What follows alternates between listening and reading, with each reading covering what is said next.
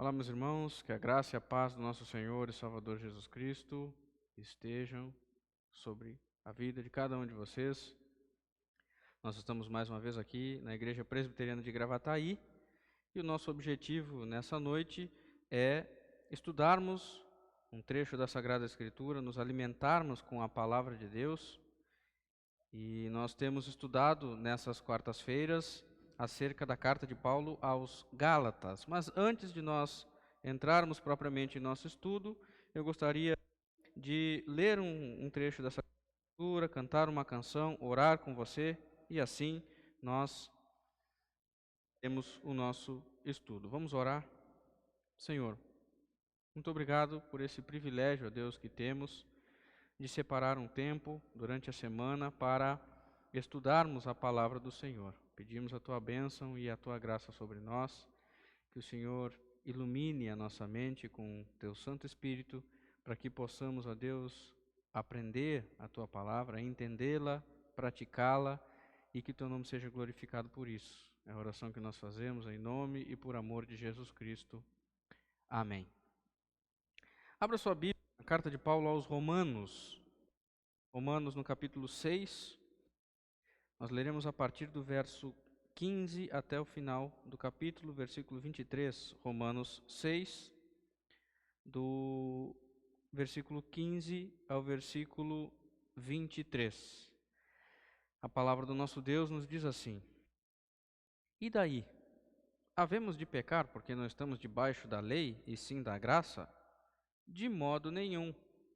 Não sabeis que daquele a quem vos ofereceis como servos para obediência, desse mesmo a quem obedeceis, sois servos, seja do pecado para a morte, ou da obediência para a justiça? Mas graças a Deus, porque outrora escravos do pecado, contudo viestes a obedecer de coração a forma de doutrina a que fostes entregues, e uma vez libertados do pecado, fostes feitos servos da justiça. Falo como homem, por causa da fraqueza da vossa carne. Assim como oferecestes os vossos membros para a escravidão da impureza e da maldade para a maldade, assim oferecei agora os vossos membros para servirem à justiça para a santificação. Porque quando éreis escravos do pecado, estáveis isentos em relação à justiça. Naquele tempo, que resultados colhestes? Somente as coisas de que agora vos envergonhais, porque o fim delas é morte. Agora, porém, libertados do pecado, transformados em servos de Deus, tendes o vosso fruto para a santificação, e por fim, a vida eterna, porque o salário do pecado é a morte, mas o dom gratuito de Deus é a vida eterna em Cristo Jesus, o nosso Senhor.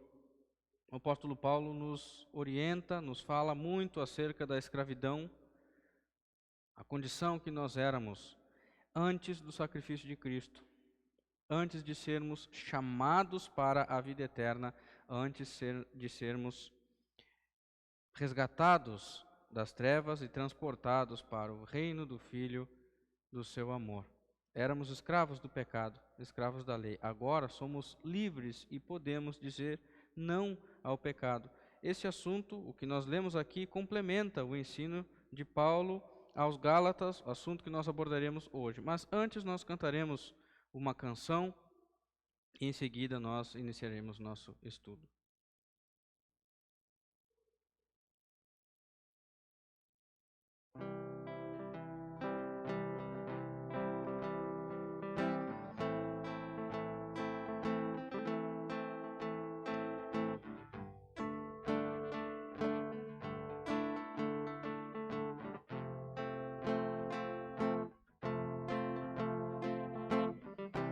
Eis-me aqui, resgatado fui, pecador, alvo de tua graça irresistível sobre mim. Cristo, eu estou aqui.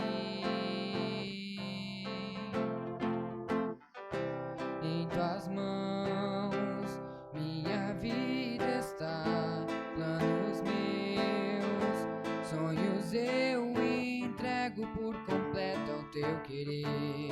Cristo, Cristo tens o meu viver. Oh, oh, oh, eu viverei pra ti, Senhor. Oh, oh, fui atraído pelo amor, justificado em teu amor. Seja a ti, Deus, o meu coração eu entrego a ti mais do que uma canção. Seja eu aqui, nada além de um instrumento em tuas mãos. A missão hei de consumar, hei de ser porta-voz do Todo-Poderoso Rei dos Reis. Eu jamais me calarei. Mesmo a mim, que tão falho sou, das tua paz, vida nova em tua misericórdia continuar e o teu nome proclamar. Oh, oh, oh, eu viverei pra ti, Senhor. Oh, oh, fui atraído pelo amor, justificado em teu amor. Seja a ti, Deus, o meu coração eu entrego a ti mais do que uma canção. Seja eu aqui, nada além de um instrumento em tuas mãos. Cumpre em mim teu precioso querer, enche-me até com teus olhos eu ver. Seja eu aqui, voz de um povo a proclamar que breve vem,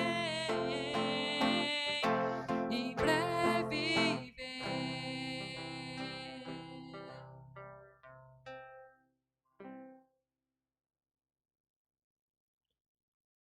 Amém.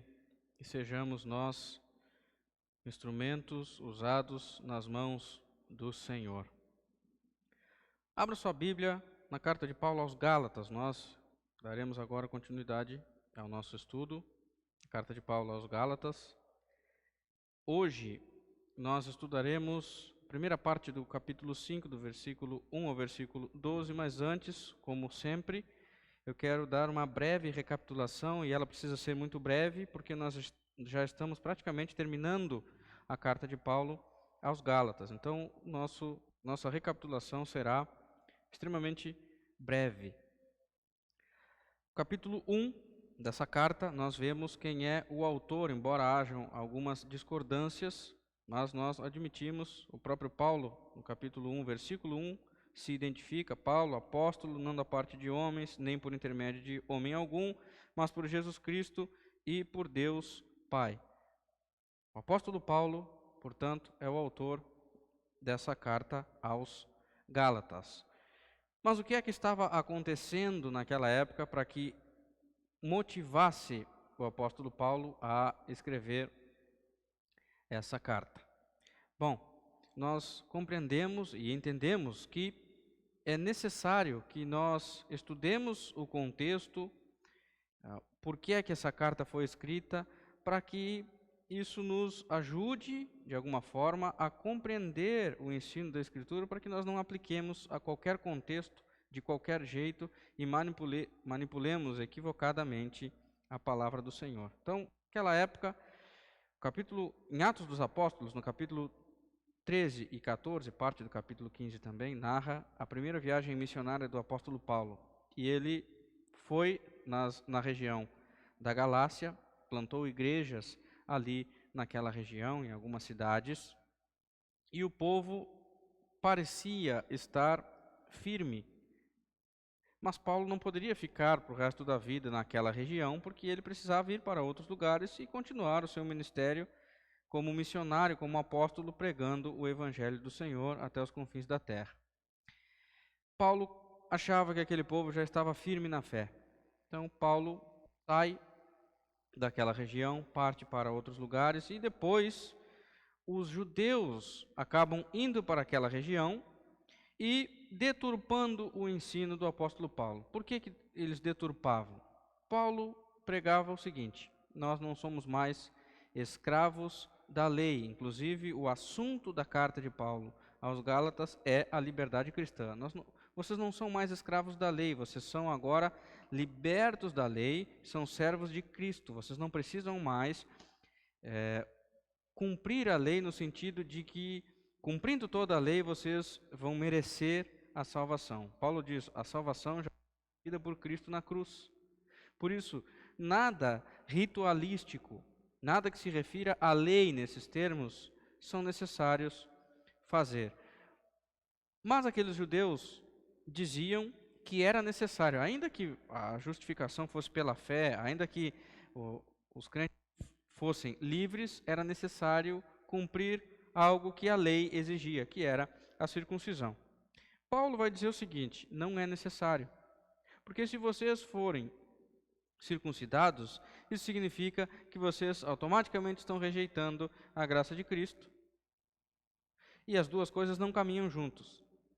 Ou vocês são da lei, ou vocês são de Cristo. Então, no capítulo 1, Paulo dá uma severa chamada de atenção aqui aos Gálatas. Inclusive, ele diz: admira-me que estejais passando tão depressa daquele que vos chamou na graça de Cristo para outro evangelho. Ou seja, Paulo está aqui perplexo com o que está acontecendo, porque ele havia pregado para aquele povo, parecia que aquele povo estava firme, mas o que Paulo entende aqui é que as coisas não estão muito boas por lá. Inclusive, na maioria das suas cartas, Paulo dá algum tipo de elogio, Paulo enaltece alguma qualidade das igrejas a quem ele estava escrevendo, mas aqui ele não faz nenhum elogio, muito pelo contrário, ele já começa com uma crítica severa aos Gálatas. Ele defende também o seu apostolado, e não só o seu apostolado, mas também a mensagem que ele está pregando. Ele diz: eu sou um apóstolo genuíno, eu sou um apóstolo de Cristo e eu estou pregando o evangelho que me foi dado da parte de Cristo. Ou seja, eu estou pregando a verdade. Inclusive, até no capítulo 2, Paulo até repreende o apóstolo Pedro, porque enquanto o apóstolo Pedro estava junto com os gentios, ele comia com os gentios, ele fazia todas ali o que devia fazer, permanecia tempo com os gentios, mas quando os judeus se aproximam, ele acaba deixando os gentios de lado e passa a comprar a ideia dos judeus. E Paulo diz: não, para aí, isso não pode acontecer. Nós somos livres desses rituais referentes à lei. Nós não podemos simplesmente agora negligenciar aquilo que nós temos pregado. Como assim a gente vai pregar alguma coisa e viver outra? Então Paulo aqui dá uma repreensão ao apóstolo Pedro. No capítulo 3, Paulo chega a chamar aqueles crentes de Gálatas de insensatos, ou crentes da Galácia, os Gálatas, de insensatos. Por quê? Porque eles conheciam a verdade, eles tinham ali conhecimento daquilo que Paulo estava pregando, mas eles estavam preferindo outro evangelho, preferindo um evangelho que estava sendo deturpado, que estava sendo incorporado outras coisas no evangelho em que Paulo estava pregando. E isso, o ponto principal era a circuncisão. Os judeus diziam que era obrigatório a circuncisão para que de fato a salvação fosse carimbada.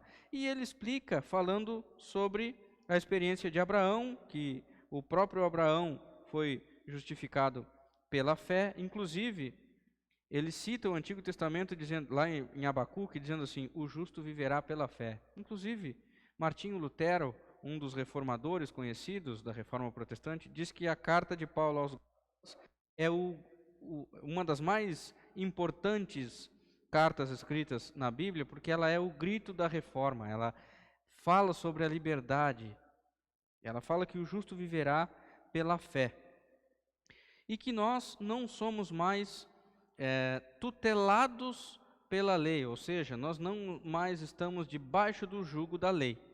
Inclusive, ele fala ainda no capítulo 3 que a lei nos serve de aio, ou nos serviu de aio para nos conduzir a Cristo. O que isso significa? Significa que a lei revela o nosso pecado, que a lei aponta a necessidade que as pessoas têm de um Redentor, e esse Redentor é Jesus Cristo. Então, Paulo fala abertamente que a lei foi um aio, um condutor, ou um pedagogo, por assim dizer, nos ensinando que nós precisamos de um Redentor, e esse Redentor é o Senhor Jesus Cristo. No capítulo 4 ele fala sobre a nossa filiação em Cristo, e fala também sobre os valores transitórios dos rituais judaicos.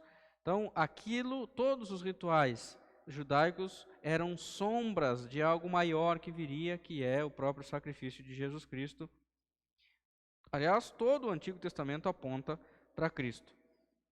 E, caminhando um pouco mais, no capítulo 4 ele chega a falar que está perplexo, porque na primeira vez que Paulo foi, conforme eu já disse, narrado em Atos capítulo 13 e 14, Paulo foi, eles trataram Paulo muito bem, eles não ofenderam o apóstolo Paulo, eles acreditaram na mensagem que Paulo estava pregando, a vida daqueles crentes parecia condizer com o evangelho de Cristo. Paulo chega a dizer que se fosse necessário, se tivesse sido necessário, eles teriam arrancado um dos olhos para dar ao apóstolo Paulo. Vejam então como era a vida daqueles crentes que estavam andando de acordo com o evangelho que Paulo pregava, o evangelho de Cristo. Mas agora parece que eles estavam tratando o apóstolo como inimigo, e é isso que Paulo questiona nesse capítulo 4. E para explicar ainda de maneira mais clara, Paulo usa uma ilustração que é as duas alianças, e ele explica essas duas alianças com Sara e Agar. Ele vai dizer que Sara e Agar são duas alianças, uma para a escravidão e outra para a liberdade. Por que Paulo utiliza essa ilustração para explicar aos Gálatas? Porque os judeus estavam se gabando, por assim dizer, da filiação que eles tinham dos patriarcas. Então eles diziam, olha, nós somos descendentes de Abraão. E é por isso que nós temos propriedade em dizer isso. É por isso que nós estamos aqui reforçando a ideia de sermos circuncidados. Porque nossa raiz é antiga, nós somos filhos de Abraão. Então Paulo vai dizer aqui, olha, vocês estão esquecendo que existem duas alianças. Abraão não teve um filho só. Abraão teve 2 filhos. Um filho é da escrava, outro filho da livre. Se vocês estão preferindo seguir a lei, vocês estão mostrando de maneira muito clara que vocês são herança de Ismael, ou seja, o filho da escrava. Portanto, vocês são escravos também. Porque uma escrava gera filho escravo e esse escravo gera descendentes escravos. Então, aqueles que são arraigados à lei, eles estão na condição de escravos. Agora, aqueles que acreditam em Jesus Cristo, na sua crucificação, que eles são de fato livres, libertos da lei, que professam a fé genuína em Jesus Cristo, estes são descendência de Isaque, são filhos de Deus, herdeiros de Deus e co-herdeiros com Cristo. Então, inclusive, ele termina o capítulo 4 dizendo, e assim, irmãos, somos filhos não da escrava, e sim da livre. Agora, no capítulo 5, Paulo vai aplicar de maneira mais prática tudo que ele ensinou até o final do capítulo 4. Então, nós vamos ler agora capítulo 5, do versículo 1 ao versículo 12, e diz assim a palavra do Senhor. Para a liberdade foi que Cristo nos libertou. Permanecei, pois, firmes, e não vos submetais de novo a jugo de escravidão. Eu, Paulo, vos digo que se vos deixardes circuncidar, Cristo de nada vos aproveitará. De novo testifico a todo homem que se deixa circuncidar, que está obrigado a guardar toda a lei. De Cristo vos desligastes, vós que procurais justificar-vos na lei. da graça decaístes, porque nós, pelo Espírito, aguardamos a esperança da justiça que provém da fé, porque em Cristo Jesus nem a circuncisão, nem a incircuncisão tem valor algum, mas a fé que atua pelo amor. Vós corrieis bem. Quem vos impediu de continuardes a obedecer à verdade? Esta persuasão não vem daquele que vos chamou. Um pouco de fermento leveda toda a massa. Confio de vós no Senhor, que não alimentareis nenhum outro sentimento, mas aquele que vos perturba, seja ele quem for, sofrerá a condenação. Eu, porém, irmãos, se ainda prego a circuncisão, por que continuo sendo perseguido? Logo, está desfeito o escândalo da cruz. Tomara até se mutilassem os que vos incitam à rebeldia. Então, no capítulo 4, o apóstolo Paulo explicou sobre a nossa filiação com Cristo, ele explicou sobre os valores transitórios dos ritos judaicos, e toda a sua argumentação foi na intenção de impedir que os gálatas fossem ludibriados pelos falsos mestres e voltassem a ser escravos. Paulo ficou perplexo com tudo o que estava acontecendo, até porque ele pensava que os gálatas estavam firmes na fé, mas na realidade eles não estavam tão firmes assim. Paulo chega a dizer que aqueles que tentavam agradar os gálatas, eles na verdade queriam apenas obter o controle sobre eles. E Paulo estava sofrendo muito por saber que aquele povo estava se afastando da fé verdadeira. Inclusive ele diz, eu sofro as dores como se estivesse sofrendo as dores de parto, tamanho sofrimento que Paulo estava sofrendo então. Do versículo 21 ao 31, ele fala sobre Sara e Agar, conforme eu já disse, e ele queria mostrar aos judeus que estavam se gabando de serem filhos de Abraão, que eles tinham se esquecido que Abraão tinha então 2 filhos, Ismael e Isaque. E ao preferir a escravidão, eles estavam mostrando que eram da linhagem de Ismael, o escravo. E aqueles que professavam a fé verdadeira eram da linhagem espiritual de Isaque, são os filhos de Deus. Agora, no capítulo 5, ele vai explicar o que ele já explicou no capítulo 4. Aliás, o capítulo 4 e o 5 tem muita relação, assim como o capítulo 6. E aqui, então, nós nos deparamos com a aplicação prática do ensino de Paulo. Ele começa dizendo assim: para a liberdade foi que Cristo nos libertou. Permanecei, pois, firmes e não vos submetais de novo a jugo de escravidão. E fala isso no versículo 1. Então, aqui primeiro nós precisamos saber o que significa essa liberdade. O que Paulo está querendo dizer quando fala sobre liberdade? Essa liberdade aqui mencionada por Paulo, irmãos, tem a ver com a liberdade, com a nossa liberdade do poder do pecado. Conforme nós lemos aqui em Romanos, lá no capítulo 6, no versículo 18, que diz assim: uma vez libertados do pecado, fostes feitos servos da justiça. Então, fomos libertados do pecado, da consciência que nos acusa. O escritor aos Hebreus, por exemplo, lá no capítulo 10, no versículo 22, diz assim: aproximemo-nos com sincero coração, em plena certeza de fé, tendo o coração purificado de má consciência e lavado o corpo com água pura. Então nós temos a nossa consciência também liberta. Fomos libertados também da ira de Deus. Em Romanos, no capítulo 5, versículo 1, diz assim: justificados, pois, mediante a fé, temos paz com Deus por meio de nosso Senhor Jesus Cristo. Fomos libertos também da tirania de Satanás. Em 2 Timóteo, lá no capítulo 2, versículo 26, diz assim: mas também o retorno à sensatez, livrando-se eles dos laços do diabo, tendo sido feitos cativos por ele para cumprirem a sua vontade. Ou seja, fomos soltos, livramo-nos dos laços do pecado e fomos cativos a Cristo.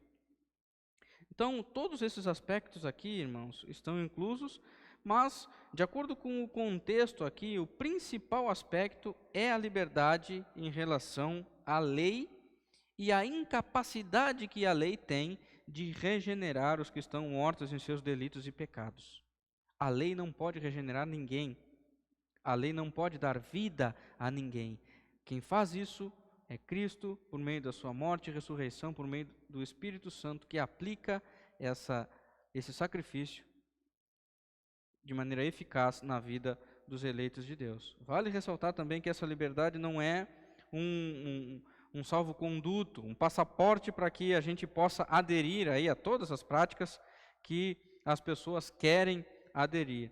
Uma desculpa para extravasar, porque agora eu sou livre, eu posso fazer o que eu quero e ponto final. Não é isso que Paulo está falando, não foi para isso que Cristo nos libertou. Mais à frente a gente vai tratar um pouco melhor dessa questão.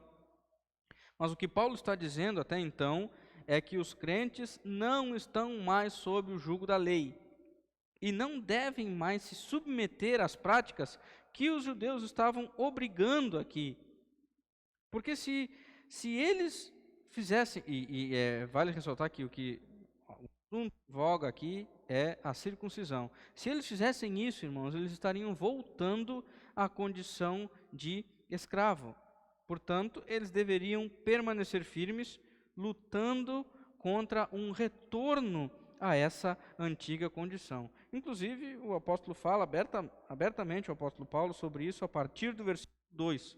Ele diz assim: eu, Paulo, vos digo que se vos deixar de circuncidar, Cristo de nada vos aproveitará. Então ele fala de maneira muito clara aqui, irmãos, e duas coisas nos chamam a atenção nesse versículo. A primeira delas é que nós vemos Paulo reivindicando aqui a sua autoridade apostólica, ou seja, ele está dizendo que fala com propriedade e com autoridade, porque ele é um apóstolo verdadeiro. Eu, Paulo, eu mesmo afirmo, eu sou um apóstolo verdadeiro, estou afirmando categoricamente, se vocês se deixarem circuncidar, de nada, Cristo de nada vos aproveitará. Outra coisa importante aqui, irmãos, outro aspecto que nós precisamos considerar, é que ele está falando aqui que ou a salvação é por Cristo, ou ela é pela lei. Se ela é por Cristo, ela é eficaz. Agora, se é pela lei, o sacrifício de Cristo não tem proveito nenhum. É isso que Paulo está dizendo quando ele diz, de nada vos aproveitará. Se nós acreditamos que a salvação é por meio da lei, o sacrifício de Cristo foi em vão, não tem proveito nenhum. Inclusive, ele reforça essa ideia aqui no versículo 13, ele diz assim: de novo testifico a todo homem que se deixa circuncidar, que está obrigado a guardar toda a lei. E aqui ele abrange tanto judeus como gentios, todo homem. Ele deixa muito claro aqui que seria uma incoerência, uma hipocrisia dizer que guarda a lei cumprindo apenas um aspecto, né? Cumprindo apenas a circuncisão. Então, isso é incompatível. Cumprir apenas esse aspecto, a circuncisão, dizendo que está guardando toda a lei. Não. Ou, se querem praticar a circuncisão, tudo bem, praticam a circuncisão, mas vocês estão rejeitando a graça de Cristo e vocês serão obrigados a guardar toda a lei. É isso. Em outras palavras, o que ele está dizendo aqui é que ou somos escravos da lei, ou nós somos servos de Cristo. As duas coisas juntas não dá. Cristo não precisa de ajuda para cumprir a sua obra salvífica. Porque, de certa forma, é isso que os judeus estavam dizendo. Olha, Cristo libertou, pode ser, tá, tudo certo, tem que ser pela fé em Cristo, tudo bem, mas se não for circuncidado, não vai. Então, de alguma forma, eles estavam querendo ajudar e complementar a obra de Cristo. Mas, irmãos, ele já fez isso na cruz. Ele não precisa de ajuda para cumprir a sua obra salvífica. Porque ele já fez isso na cruz, só ele poderia fazer, irmãos. Nós não podemos pensar assim. Pensar do jeito, mais ou menos assim, eu sei que Cristo me escolheu, mas eu que tenho que abrir a porta do coração. Ora, se eu tenho que abrir a porta do coração, não foi ele que me escolheu, ele está batendo na porta para entrar. Então não funciona dessa forma, irmão. Cristo me salvou, mas eu tenho que obedecer à lei para não perder a salvação.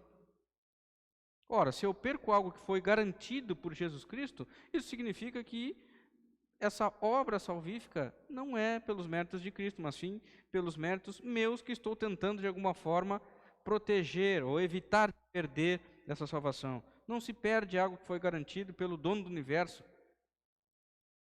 pelo Rei do universo. Cristo é poderoso, mas eu preciso fazer campanhas, eu preciso fazer votos, eu preciso fazer sacrifícios, senão Ele não vai abençoar. Ora, que poder é esse então que Cristo tem? Se eu preciso fazer esse tanto de coisa. Cristo responde às orações, Ele pode até curar, mas se eu não tomar um copo com água, aí não vai curar por dentro.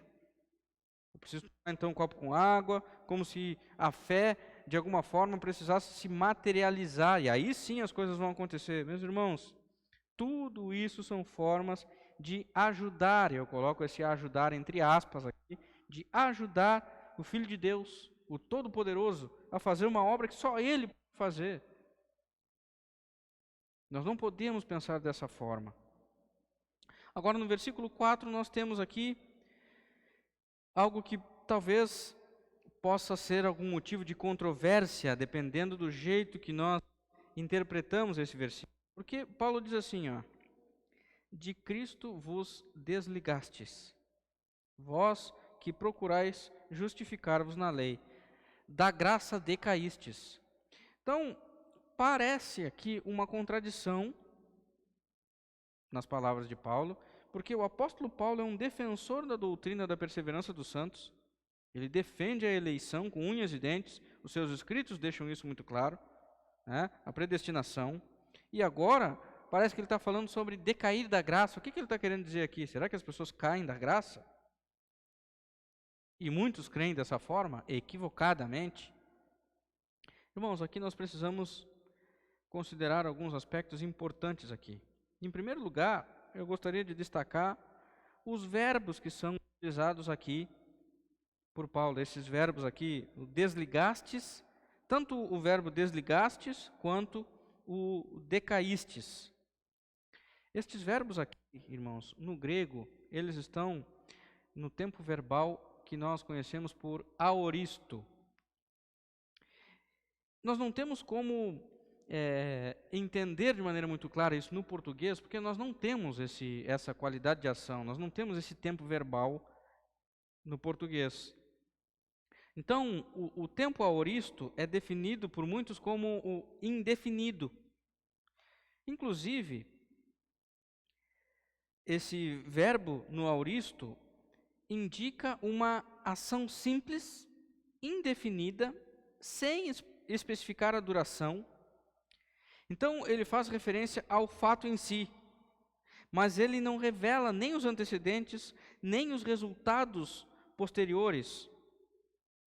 Normalmente, os tradutores optam por traduzir esse verbo nesse tempo, no aoristo, no passado. Mas ele não tem uma conjugação como nós conhecemos no português. As conjugações do nosso português, da nossa língua materna. Então, nós precisamos considerar essa questão.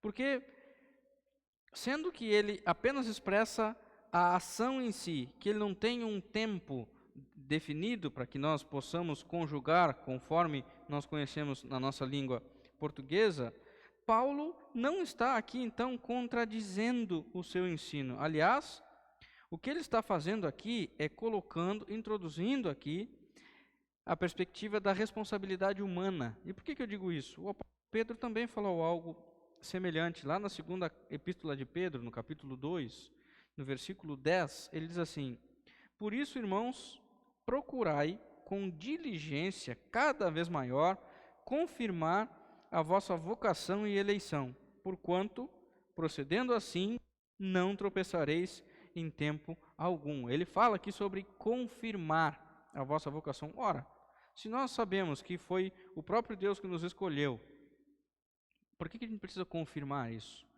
Meus irmãos, a ideia aqui é que Paulo está mostrando duas religiões. Certo? Paulo está mostrando aqui duas religiões. Uma que prega o evangelho da graça, o evangelho da liberdade cristã, da salvação pela fé em Cristo, e outra que incorporava aspectos da lei para complementar, por assim dizer, a obra de Cristo. Então nós vemos aqui uma religião verdadeira e uma religião falsa. Aqueles que confiavam na lei Eles automaticamente estavam rejeitando a graça. Quem confiava na lei estava rejeitando a graça. Então, estes estavam confirmando que não eram cristãos genuínos. Que não eram cristãos genuínos. Então, vocês estão fora da graça. É isso que Paulo está dizendo. Vocês não estão ligados a Cristo. Se vocês preferem uma religião falsa, vocês não estão ligados em Cristo. Alguns chegam a traduzir fostes desligados, para tentar expressar essa ideia de que as pessoas estavam mostrando que não estavam na graça, que não estavam ligados em Cristo. Paulo acredita até que no meio daquelas pessoas havia crentes verdadeiros, e estes crentes verdadeiros teriam os seus olhos abertos pelo Espírito Santo, e eles sim poderiam identificar a falsa doutrina, a falsa religião. Então, aqueles que estavam comprando a ideia de que era necessário ainda ser circuncidado, eles estavam mostrando que, na verdade, não eram cristãos.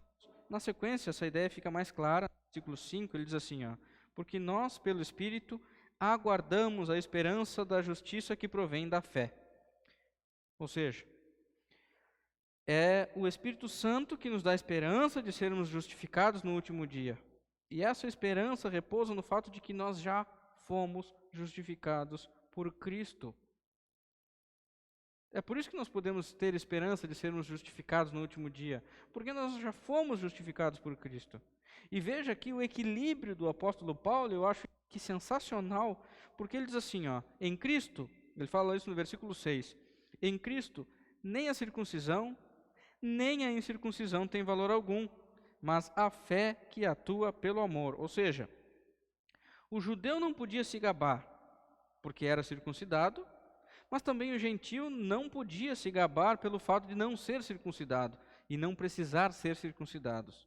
Então, ninguém é menos ou mais merecedor de receber a salvação.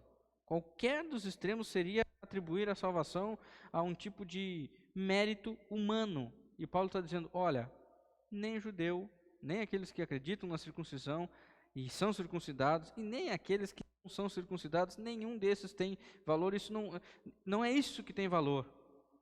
Não é isso que tem valor. Isso não torna ser circuncidado ou não ser circuncidado, não torna ninguém apto, não torna ninguém merecedor. Quem faz isso é o sacrifício de Cristo, que é aplicado na vida dos eleitos por meio do Espírito Santo.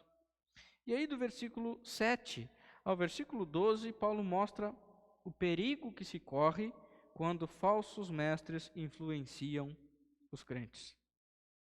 Ele diz que os Gálatas haviam começado bem a vida cristã, ou a corrida. Ele gosta de comparar a vida cristã como uma corrida. Ele diz assim, vós corrieis bem. Quem vos impediu de continuar a desobedecer à verdade? Fala isso no versículo 7.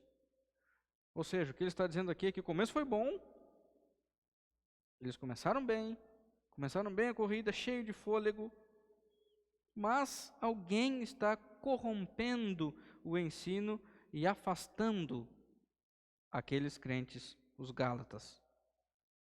Paulo sabe bem quem são estes líderes, ele até questiona os Gálatas aqui, mesmo sabendo quem são os líderes, ele questiona os Gálatas para que eles abram os olhos, para que eles vejam o que de errado eles estão fazendo, porque o caráter daqueles que estavam tentando desviá-los da verdade estava corrompido.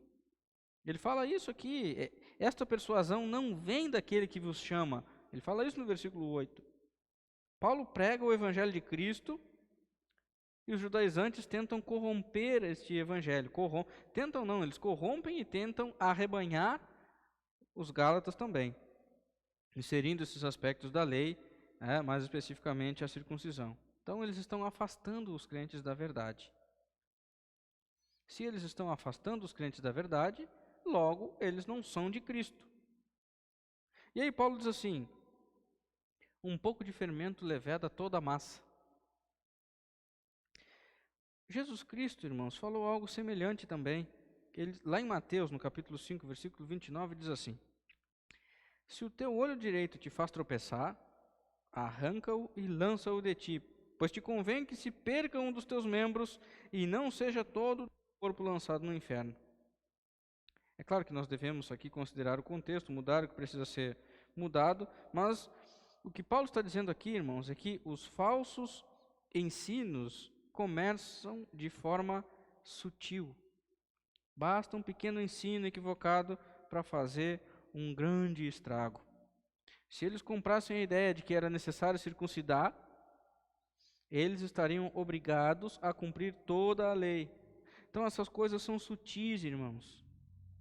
E você precisa prestar muita atenção nessas questões. Um pouco de fermento leveda toda a massa. Estas questões são muito sutis. É só um copinho com água.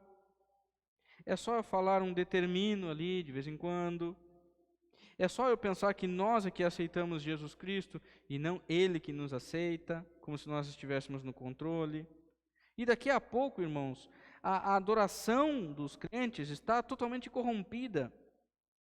E os falsos mestres acabam fazendo todo tipo de estripulia que nós vemos aí em nome da fé. E é muita estripulia que nós vemos hoje em dia. Expulsar um demônio e colocar dentro de uma garrafa PET com água é o mínimo que se vê hoje em dia. Coisas pequenas começam com coisas sutis e daqui a pouco nós vemos um evangelho completamente corrompido, desviando as pessoas da verdadeira. Mas Paulo tem aqui, irmãos, a convicção de que aquele que começou a boa obra naqueles crentes haveria de completá-la, conforme ele fala em Filipenses, lá no capítulo 1, no versículo 6. Ele cria que no devido tempo os olhos daquele povo seriam abertos, mas aqueles que os perturbavam, seja quem fosse, eles haveriam de ser condenados. É isso que ele fala no versículo 10. E aqui há, inclusive, a possibilidade de o próprio apóstolo, que, vale ressaltar, antes ele era praticante da circuncisão, ele era praticante da lei, possivelmente estivesse aqui sendo usado como exemplo para validar os ensinos e práticas erradas daqueles falsos mestres. Talvez eles estivessem dizendo, olha, a esse aí que está dizendo que vocês não precisam circuncidar, ele mesmo é circuncidado. Ele mesmo cumpriu toda a lei, ele cumpriu toda a lei. Então é isso que Paulo dá a entender aqui no versículo 11.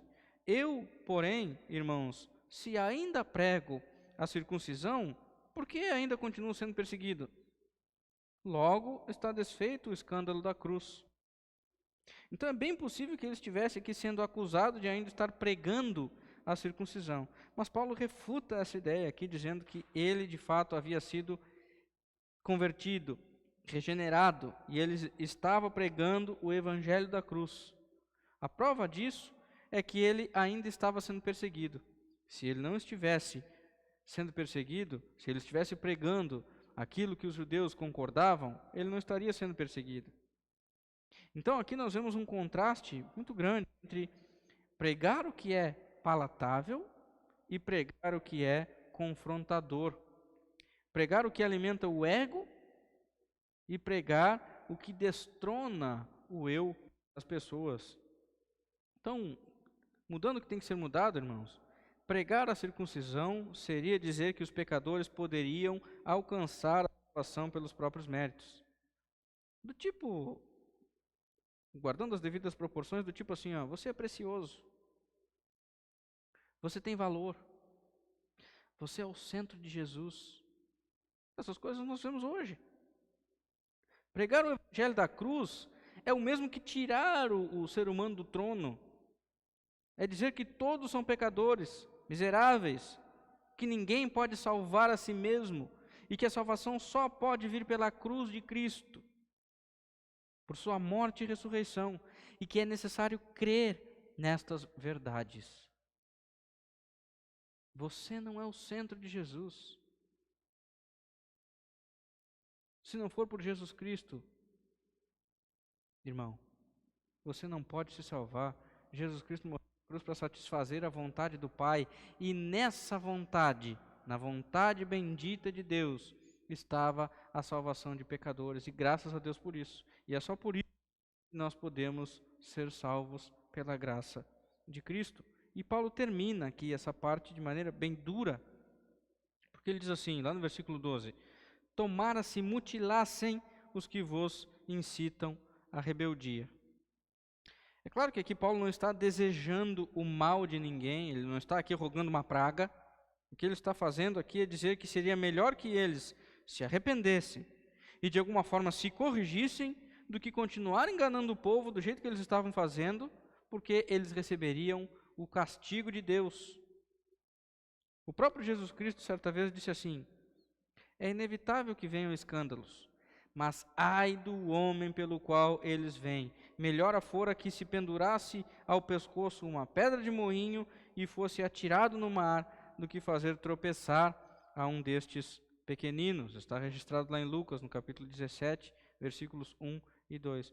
Meus irmãos, sofrer o juízo de Deus é algo catastrófico. Sofrer o juízo de Deus é algo catastrófico. Graças a Deus que foi Cristo que sofreu esse juízo na cruz. Ele, na cruz, aplacou a ira de Deus. Então, aqui, finalizando o nosso estudo, eu gostaria de terminar, irmãos, aplicando esse ensino aos nossos dias. Irmãos, de forma semelhante àquela época, nós ainda hoje temos muitos falsos profetas, vemos muitos falsos profetas que procuram afastar, desviar os crentes da verdade.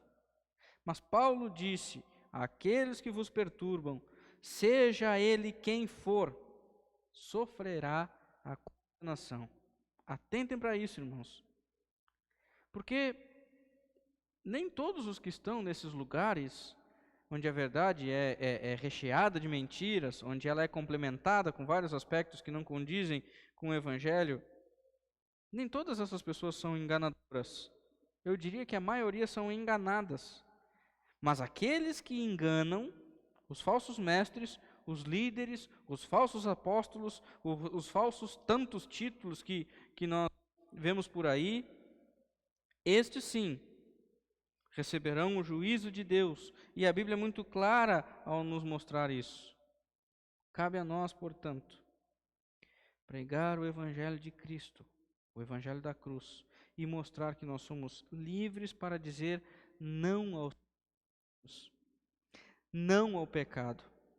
E assim, irmãos, que nós possamos desfrutar dessa liberdade, alegria e gozo pela salvação que nós temos em Cristo Jesus. Nós somos livres para dizer não ao pecado. Nós somos livres para não seguir as falsas doutrinas, mas sim seguirmos a verdade. Cristo nos liberta. Cristo nos libertou do império das trevas e nos transportou para o reino do Filho do seu amor. Vamos orar. Damos-te graças, Senhor, porque nós somos livres. Foi para a liberdade que o Senhor Jesus Cristo nos chamou. Pela cruz nos chamou. Dá-nos a graça, ó Deus, de permanecermos firmes,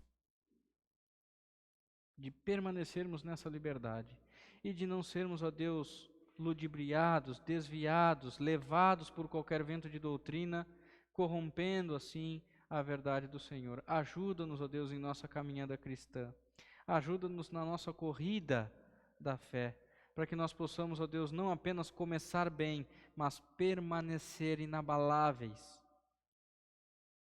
Ó Deus, livra-nos dos falsos mestres, livra-nos dos falsos profetas, abre os nossos olhos, meu Deus, para que nós possamos não só enxergar a verdade, mas viver essa verdade, professar a fé verdadeira em Cristo Jesus, o nosso Senhor, o nosso Redentor, e assim, ó Deus, que possamos vislumbrar a vida eterna que nós temos em Cristo Jesus, reservada para nós na glória com Ele. Ó Deus, que vivamos nessa terra como peregrinos que somos, ansiando por morar eternamente com Jesus Cristo. Muito obrigado, Deus, por tão grande liberdade que o Senhor tem nos dado. É a oração que fazemos em nome de Jesus. Amém. Meus irmãos, chega ao fim mais um estudo bíblico aqui da Igreja Presbiteriana de Gravataí. Toda quarta-feira nós estamos aqui na Igreja Presbiteriana, às 20 horas, para estudarmos um pouco mais da Sagrada Escritura. Você é nosso convidado não só a nos acompanhar nas redes sociais, mas também a vir aqui à Igreja Presbiteriana, conhecer uma igreja bíblica, uma igreja reformada e assim adorar a Deus juntamente conosco. Esse é o nosso objetivo principal. Quero aqui apenas mencionar alguns avisos. No próximo domingo, às 19 horas, nós temos aqui na Igreja Presbiteriana o culto solene ao Senhor. Você é nosso convidado, você que deseja conhecer a Igreja Presbiteriana do Brasil aqui na cidade de Gravataí, venha nos visitar na rua 20 de setembro, 1235, no bairro Barnabé. Que Deus te abençoe e te guarde. Tenham todos uma ótima semana debaixo dos cuidados paternais do nosso Deus.